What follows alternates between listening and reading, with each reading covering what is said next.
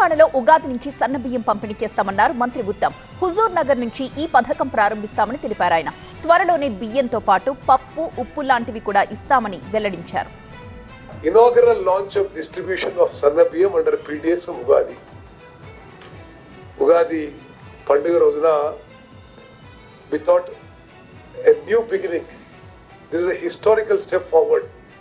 Ugadi is the right day to do this. So Ugadi రోజున హుజూర్ నగర్లో ముఖ్యమంత్రి రేవంత్ రెడ్డి గారు ఈ సన్నబియ్యం పథకం ప్రారంభిస్తారు. ఇది టోటలీ ఫ్రీ ఆఫ్ కాస్ట్ అనే విషయం కూడా నేను మనవి చేస్తున్నాను. 30 తారీఖున హుజూర్ నగర్లో ఉగాదిన స్కీమ్ లాంచ్ చేసి 1 ఏప్రిల్ నుంచి రాష్ట్ర వ్యాప్తంగా అందరు ration card holders will be eligible for free fine rice.